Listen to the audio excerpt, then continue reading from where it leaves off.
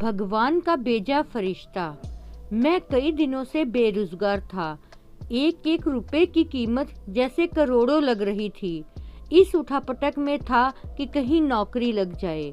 आज एक इंटरव्यू था, पर दूसरे शहर जाने के लिए जेब में सिर्फ 10 रुपए थे।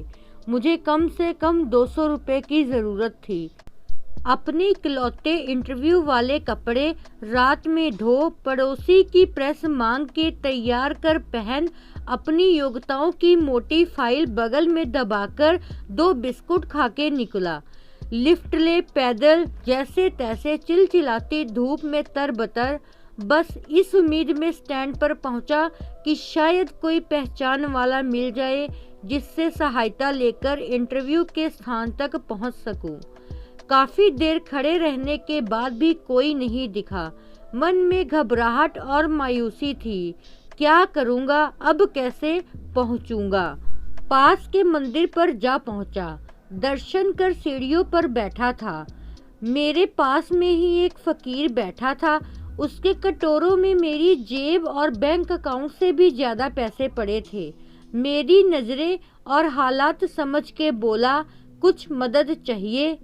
मैं बनावटी मुस्कुराहट के साथ बोला, आप क्या मदद करोगे? चाहो तो मेरे पूरे पैसे रख लो। वो मुस्कुराकर बोला। मैं चौंक गया। इसे कैसे पता मेरी जरूरत? मैंने कहा, क्यों? शायद आपको जरूरत है। वो गंभीरता से बोला, हाँ है तो, पर तुम्हारा क्या? तुम तो दिन भर मांग के कमाते हो। मैंने उसका पक्ष रखते हुए कहा। वो हंसता हुआ बोला, मैं नहीं मांगता साहब, लोग डाल जाते हैं मेरे कटोरे में पुण्य कमाने के लिए। मैं तो फकीर हूँ, मुझे इनका कोई मोह नहीं। मुझे सिर्फ भूख लगती है, वो भी एक टाइम, और कुछ दवाइयाँ, बस। मैं तो खुद ये सारे पैसे मंदिर की पेटी में डाल देता हूँ। वो सहज था कहते कहते। मैंने हैरानी से पूछा, फिर यहाँ क्यों बैठते हो? जरूरतमंदों की मदद करने, कहते हुए वो मंद मंद मुस्कुरा रहा था। मैं उसका मुंह देखता रह गया। उसने 200 रुपए मेरे हाथ पर रख दिए और बोला, जब हो तब लौटा देना। मैं उसका शुक्रिया जताता हुआ वहां से अपने गंतव्य तक पहुंचा। मेरा इंटरव्यू हुआ और सिलेक्शन भी। मैं खुशी खुशी वापस आया। सोचा उस फकीर को धन्यवाद दे दूं। मैं मंदिर पहुंचा। बाहर सीढ़ियों पर भीड़ लगी थी। मैं घुस के अंदर पहुंचा, देखा वही फकीर मरा पड़ा था। मैं भौचक्का रह गया। मैंने दूसरे से पूछा, ये कैसे हुआ? पता नहीं, वो किसी बीमारी से परेशान था, सिर्फ दवाइयों पर जिंदा था। आज उसके पास दवाइयाँ नहीं थी और ना उन्हें खरीदने के पैसे। मैं अवाक सा उस फकीर को देख रहा था।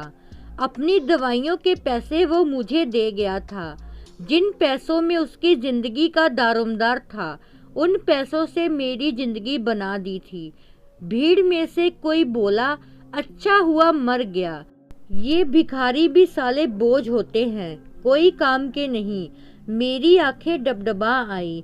वो भिखारी नहीं था, वो तो मेरे लिए भगवान ही था। नेकी का फरिश्ता, मेरा भगवान। मित्रों, हम में से कोई नहीं जानता कि भगवान कौन है और कहाँ है। किसने देखा है भगवान को? बस इसी तरह मिल जाते हैं। दोस्तों, अगर ये प्यारी सी छोटी सी स्टोरी आपको पसंद आई है तो प्लीज़ चैनल को लाइक, शेयर और सब्सक्राइब जरूर कर दीजिएगा। Thank you.